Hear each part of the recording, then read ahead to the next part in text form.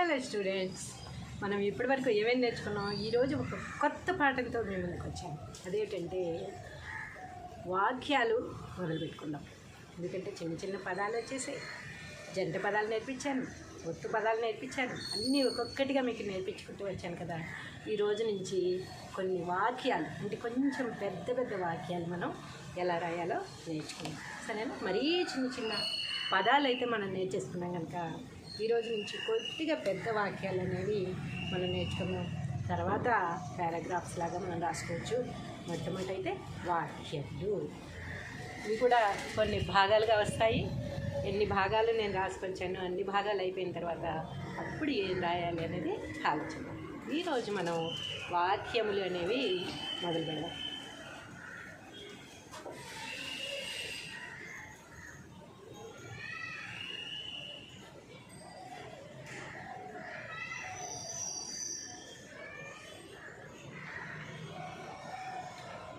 వాక్యములు, దీన్ని ఇంగ్లీష్లో సెంటెన్స్ అంటారనమాట. తెలుగులో వాక్యములు, అదే పదాలు అయితే కనుక వర్డ్స్, లెటర్స్ అయితే కనుక అక్షరాలు. అక్షరాలు వాక్యములు, అక్షరాలు పదాలు, వాక్యములు. పదాలు అయిపోయిన తర్వాత వాక్యములు అనమాట. Letters, words, sentence. ఇప్పుడు ఇవి సెంటెన్స్ అనమాట. ఇవి చూడండి, ఎన్ని వస్తే అన్ని, వాటి నిండే వరకు ఏంటంటే అన్ని రాసుకుందాము. ఎక్కువ కూడా కాదు, కొంచెం కొంచెంగా నేర్చుకొని భాగాలుగా నేర్చుకుందాం.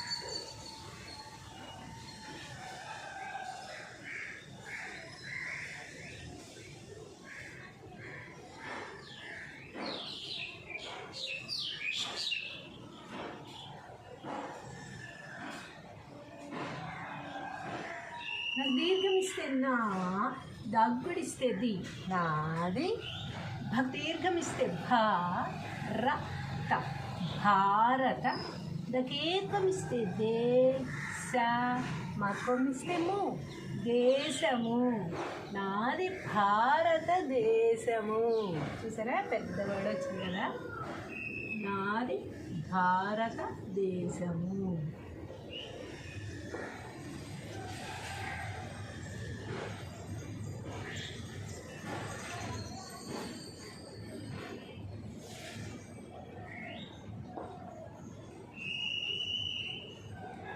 ఏకం ఇస్తే నే, తక్కువ ఇస్తే ను, నేను. భగ్ దీర్ఘం ఇస్తే భా, ర, తగ్గుడి దీర్ఘం ఇస్తే తి, యాకం ఇస్తే యు, దగ్గుడిస్తే డి, నగ్గుడిస్తే ని. భారతీయుడిని, నేను భారతీయుడిని. I'm Indian. గర్వంగా చెప్పుకుంటాం కదా, ఐఎమ్ ఇండియన్ అని. నాకు ఏకం ఇస్తే నే,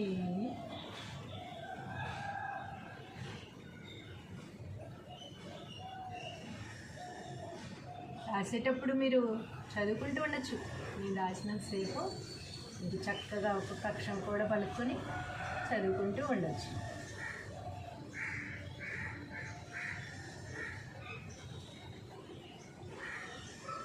నాకు ఏకం ఇస్తే నే, నాకు ఇస్తే ను, నేను. మాకు యావత్తిస్తే వ్యా, వా, సదీర్ఘం ఇస్తే సా, యా, మాకు ఇస్తే ము, వ్యవసాయము. చకీర్ఘం ఇస్తే చే, య, గ, ల, ను, చేయగలను. నేను వ్యవసాయము చేయగలను.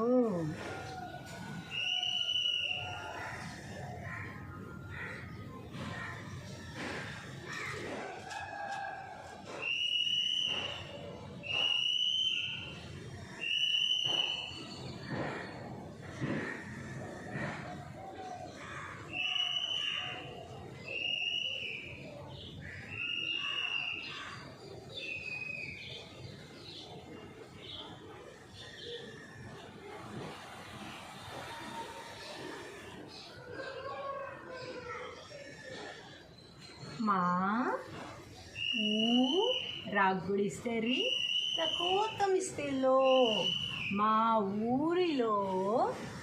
దీర్ఘం ఇస్తే పా, దగ్గుడిస్తే డి, పకి సున్నా పెడితే పం, ట, లకం ఇస్తే లు. పాడి పంటలు పా కొమ్మిస్తే పు, షాకి కావతిస్తే క, లకి సున్నా పెడితే లం, దగ దీర్ఘమిస్తే గా. పుష్కలంగా, ఊకి సున్నా పెడితే ఉం, తగ దీర్ఘమిస్తే టా, యాగ్గుడిస్తే ఈ, ఉంటాయి. మా ఊరిలో పాడి పంటలు పుష్కలంగా ఉంటాయి కదా. మన భారతదేశంలో పాడికి కానీ పంటకి కానీ లోటు అనేది ఉండదు కదా. పాడి పంటలు పుష్కలంగా ఉండేది భారతదేశం.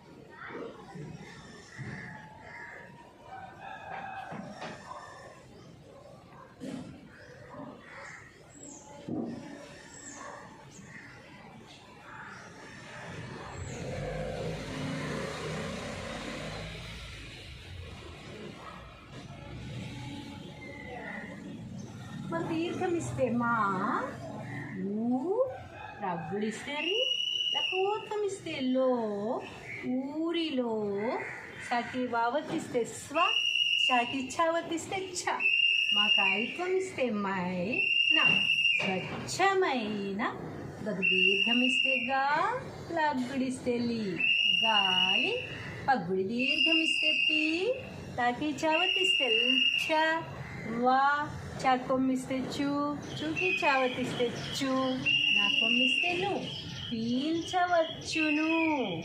మా ఊరిలో స్వచ్ఛమైన గాలి పీల్చవచ్చును.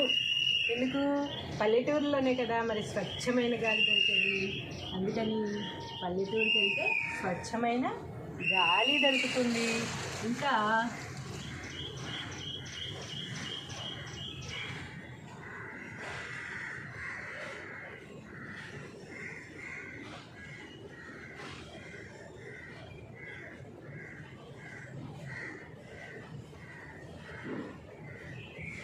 ఏంటి, పల్లెటూరులో ఎలా ఉంటారు మనుషులందరూ? స్వచ్ఛమైన మనసు కలిగి ఉంటారు. మావి, మా తీర్థమిస్తే మా, మా గుడిస్తే ది, మావి, సకు వావతిస్తే స్వా, చకు చావతిస్తే చ, మా కాయికమిస్తే మై, నా, స్వచ్ఛమైన మ, న, సకొమ్మిస్తే సు, లకొమ్మిస్తే లు, మనసులు. మావి స్వచ్ఛమైన మనసులు. పల్లెటూరులో ఏ కల్మషం లేకుండా ఏదైనా అడగగానే వెంటనే చూపిస్తారు, వెంటనే మా దగ్గర ఉంది తీసుకోమంటారు. ఎవరికైనా ఆపద వచ్చిందంటే 10 మంది పరిగెత్తుకుంటూ వస్తారు. కాబట్టి మావి స్వచ్ఛమైన మనసులు అని వాళ్ళు చెప్తూ ఉన్నారన్నమాట.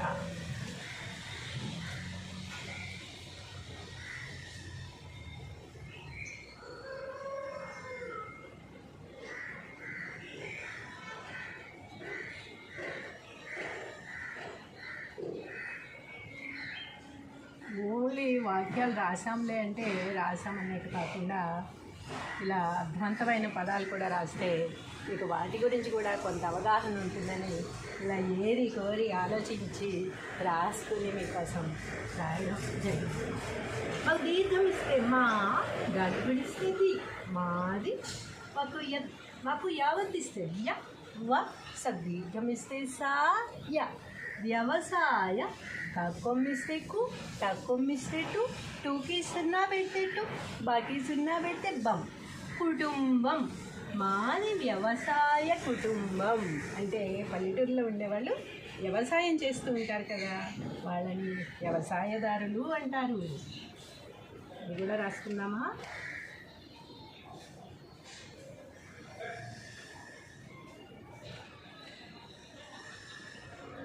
వ్యవసాయం చేస్తారు కనుక వాళ్ళు ఏమంటారు?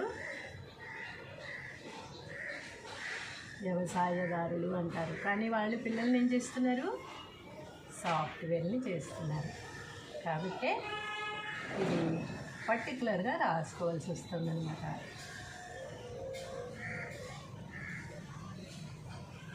మా దీర్ఘమిస్తే మా, లగ్గుడిస్తే లికి లావత్తిస్తే లి, దకి సున్నా పెడితే దమ్, డక్కొమ్మిస్తే డు, డూకి రావర్తిస్తే డ్రు, లక్కొమ్మిస్తే లు. తల్లిదండ్రులు వాకు యావత్తిస్తే య వ, దీర్ఘమిస్తే సా య, దీర్ఘమిస్తే దా, లక్కొమ్మిస్తే రు, లక్కొమ్మిస్తే లు. వ్యవసాయదారులు, మా తల్లిదండ్రులు వ్యవసాయదారులు. పైన చెప్పుకున్నాం కదా వ్యవసాయ కుటుంబం కనుక తల్లిదండ్రులు ఏమంటారు? వ్యవసాయదారులు అని అంటారు. కానీ వీళ్ళు పిల్లల్ని ఏం చదివించారట? వీళ్ళ తమ్ముడు ఏం చదువుతున్నాడు? ఏ వ్యవసాయదారుడు కూడా వాళ్ళ పిల్లలు మళ్ళీ వ్యవసాయం చేయాలని ఈ రోజుల్లో కోరుకోవట్లేదు. కాబట్టి పిల్లల్ని ఏం చేస్తున్నారు?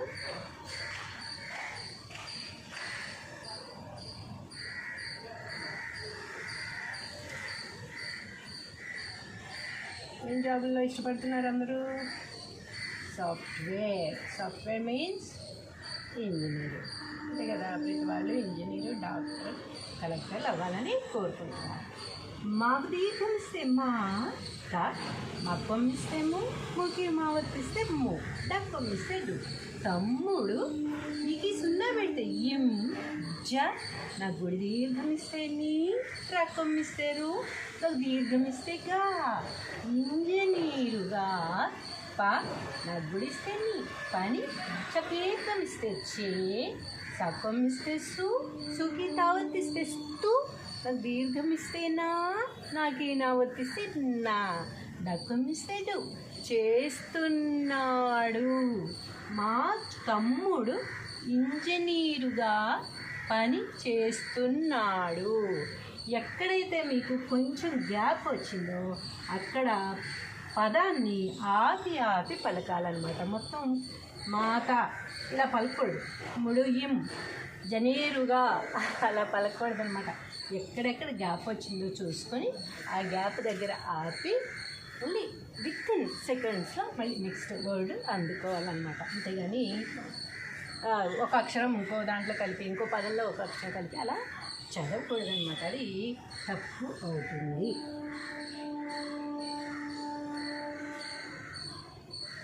గ్యాప్స్ వచ్చిన చోట మాత్రమే ఆపి చదవాలి. ఇంకా ఫుల్ స్టాప్లు, కామాలు ఇవన్నీ చాలా ఉంటాయి అన్నమాట. ఎక్కడ కామా పెట్టాలి, ఎక్కడ ఫుల్ స్టాప్ పెట్టాలి అవన్నీ తర్వాత. ఇంకా ప్రస్తుతానికి ఇవన్నీ కూడా ఒకే సెంటెన్స్గా రాస్తున్నాం కనుక వీటికి ఫుల్ స్టాప్లు, కామాలు అనేవి ఏవి లేవు. ఇది మొత్తం ఒకే వాక్యంగా చదివేయచ్చు అన్నమాట. కాబట్టి కాకపోతే ఎక్కడ గ్యాప్ వచ్చింది, కొద్దిగా గ్యాప్ ఉంటుంది. గ్యాప్ అంటే 1 కిలోమీటర్ గ్యాప్ ఏమి ఉండదు కదా, ఇది చాలా తక్కువ గ్యాప్ ఉంటుంది. ఆ గ్యాప్ కూడా చూసుకొని ఎక్కడ గ్యాప్ ఉంది, మనం ఎక్కడ ఆపి మళ్ళీ చదవాలి అని చూసుకొని చదువుకోవాలి.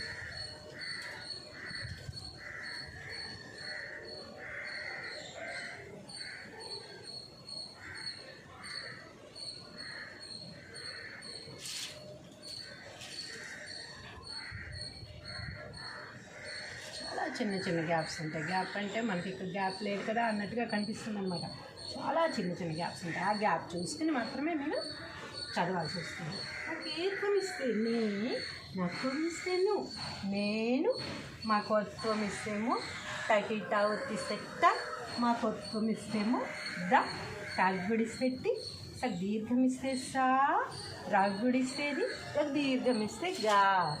మొట్టమొదటిసారిగా ప, టకిటా ఒత్తిస్తే ట, నాకు దీర్ఘం ఇస్తే నా, నాగ్గుడిస్తే నీ, కగ్గుడిస్తే కి. పట్టణానికి వ, చక్ దీర్ఘం ఇస్తే చా, చాకి చా ఒత్తిస్తే చా, నాకు ఇస్తే నువ్వు, వచ్చాను. నేను మొట్టమొదటిసారిగా పట్టణానికి వచ్చాను. నేను మొట్టమొదటిసారిగా పట్టణానికి వచ్చాను.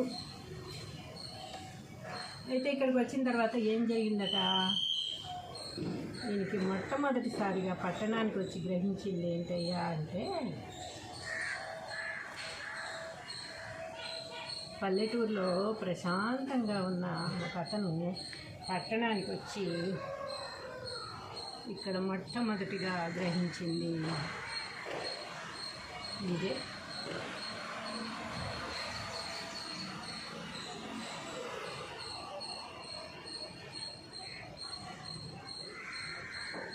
గ్రహించాడట. ప్రశాంతంగా ఉండడానికి అలవాటు పడిన సైలెంట్గా ఉన్న పల్లెటూరులో ఉన్న ఒక అతను పట్టణానికి రాగానే ఏం జరిగిందట? టకిటా ఒత్తిస్తే నా మక్కం ఇస్తేము తక్కువత్వం ఇస్తేలో పట్టణములో కొత్తం ఇస్తే గోణ రణగోణ ధాకి వావతిస్తే నా కొమ్మిస్తేను లా కొమ్మిస్తేలు ధ్వనులు ఏ కా కొమ్మిస్తే కుకి కావతిస్తే ఎక్కువ. పట్టణములో రణగోణ ధ్వనులు ఎక్కువ. గోలగా ఉంది ట్రాఫిక్, హారన్స్, పొగ, గోల, మనుషుల మాటలు, చుట్టుపక్కల గుళ్ళల్లో నుంచి, చర్చిల్లో నుంచి, మసీదుల్లో నుంచి నమాజులు, ప్రార్థనలు, అవి ఇవి పక్కన మనుషులు మాట్లాడుకోవడం, దగ్గరగా ఎండి ఉండడం వల్ల గొడవలు, గోలలు, గందరగోళాలు అన్నీ తనకు వినపడేసరికి ఒక్కసారిగా బెంబేలెత్తిపోయి పట్టణంలో రణగొణ ధ్వనులు ఎక్కువ అని చెప్పడం జరిగిందన్నమాట. ఎందుకు ఇలా చెప్పాడు అంటే,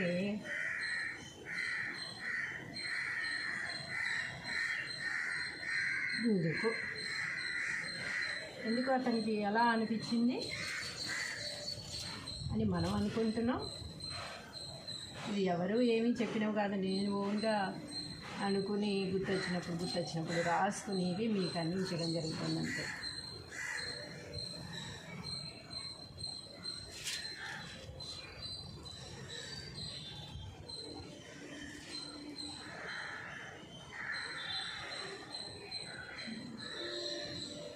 ఎందుకు అతనికి అంత రణగొణ ధ్వనులు అనిపించింది? పల్లెటూరు నుంచి రావడం వల్ల లాకెత్తమిస్తేలే లేక ఇలా వర్తిస్తేలే తక్కువ దీర్ఘమిస్తేట్టు తక్కువమిస్తేడు.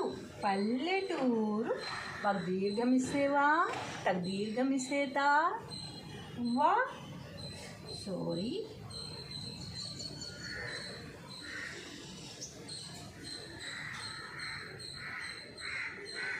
దీర్ఘమిస్తేతా వా రా నాకు సున్నా పెట్టేనాం.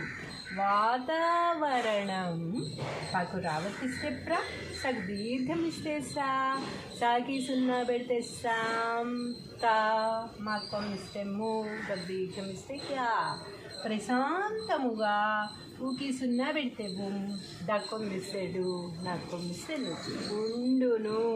ఎందుకు రణగణ ధ్వనులు అనిపించింది? పల్లెటూరు వాతావరణము ప్రశాంతముగా ఉండును. పల్లెటూరు నుంచి వచ్చారు కనుక పల్లెటూరులో వాతావరణం చాలా ప్రశాంతంగా ఉంటుంది కనుక పట్టణానికి రాగానే రణగొణ ధ్వనులు అన్నట్టుగా అనిపించేసింది అన్నమాట.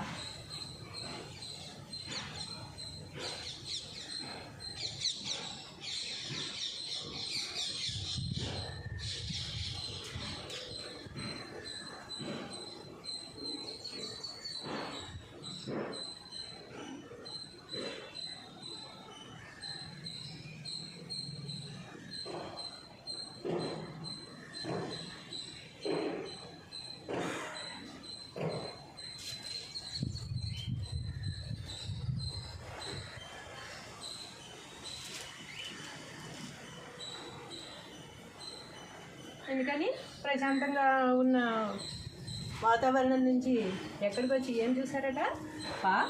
టకిటా వర్తిస్తేట నా దీర్ఘమిస్తేనా ఇలా లకోత్వమిస్తే లో పట్టణాలలో పకొత్వమిస్తే పొగా దీర్ఘమిస్తే కా లకొమ్మిస్తేలు షకీయ వర్తిస్తే మకొమ్మిస్తే కాలుష్యము ఏ కకొమ్మిస్తే కూకి కావతిస్తే వా దీర్ఘమిస్తే గా ఎక్కువగా ఊకి సున్నా పెడితే టక్ దీర్ఘమిస్తేట యాద్గుడిస్తే ఉంటాయి. పట్టణాలలో పొగ కాలుష్యము ఎక్కువగా ఉంటాయి. ఇంకోటి ఏమిటంటే పలికే విధానం కూడా చక్కగా ప్రొనౌన్సియేషన్, ఏ పదం దగ్గర మనం ఆపుతున్నామో ఆ పదాన్ని ఏ విధంగా పలకాలి అనేది కూడా నేర్చుకోవడం అనేది చాలా ముఖ్యం అన్నమాట. అప్పుడే మనం మాట్లాడే భాషని అందంగా మాట్లాడడం జరుగుతుంది.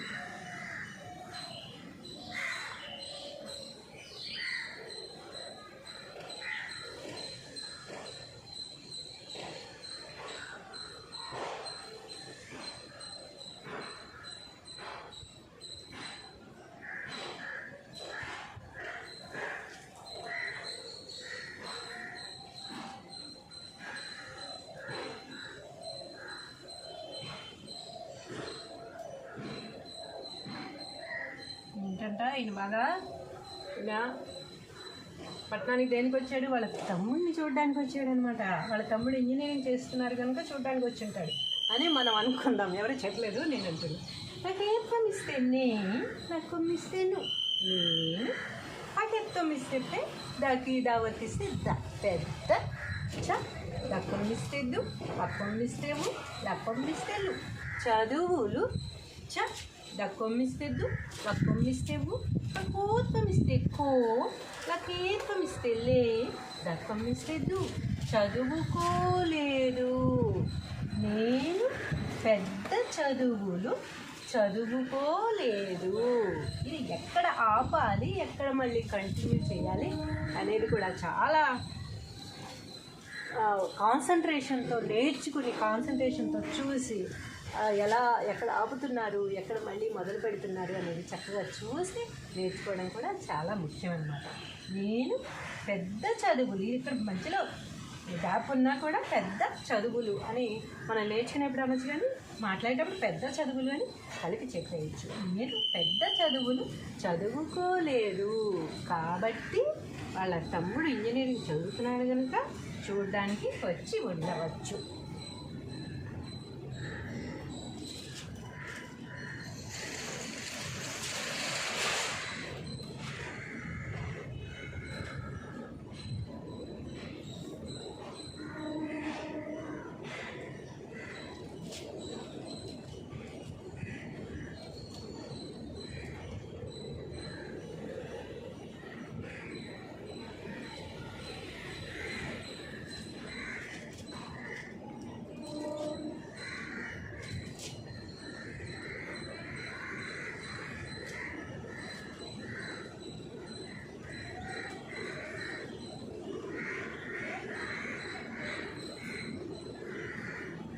ఎందుకంటే అతను ఇక్కడికి వచ్చి చదువుకోవాల్సి వస్తుంది. సిటీకి వచ్చి ఎందుకు చదువుకుంటున్నారట? ఇస్తే మా ఊరిస్తే లకోత్తమిస్తేలో ఊరిలో పాకెత్తమిస్తే దాకి దావతిస్తే ద పాకెత్తమిస్తే దాకి దావతిస్తే ద పెద్ద పెద్ద బా లక్కొమ్మిస్తేడు లక్కొమ్మిస్తే బడులు లకేకమిస్తే లే లక్కొమ్మిస్తేవు లేవు. మా ఊరిలో పెద్ద పెద్ద బడులు లేవు. ఇలా కూడా చదివేది. మా ఊరిలో పెద్ద పెద్ద బడులు లేవు. కాబట్టి సిటీకి వచ్చి మా తమ్ముడు ఇంజనీరింగ్ చదువుకుంటున్నాడు, నేను మాత్రం తక్కువ చదువుతోనే ఆ ఊళ్ళో ఎంతవరకు చదువు ఉందో అక్కడి వరకే ఆపేశాను. మా తమ్ముడినన్నా చదివించాలనే ఉద్దేశంతో సిటీకి పంపించి పెద్ద పెద్ద చదువులు ఇంజనీరింగ్ చదివిస్తున్నాను. ఇప్పుడు వాడిని చూడడానికి వచ్చాను కనుక ఇక్కడంతా నాకు రణగొడ పనులు, కాలుష్యం, పొగ ఇవన్నీ కనిపించాయి, కానీ మా పల్లెటూరు అంత ప్రశాంతమైన వాతావరణంలో పట్టణంలో లేదు అని ఉద్దేశంతో ఇదంతా చెప్పడం, రాయడం జరిగిందన్నమాట. ఇది మీకు నచ్చిందని అనుకుంటున్నాను. నచ్చితే కనుక ఇప్పటివరకు అడగలేదు, లైక్ చేయండి, షేర్ చేయండి, సబ్స్క్రైబ్ చేసుకోండి.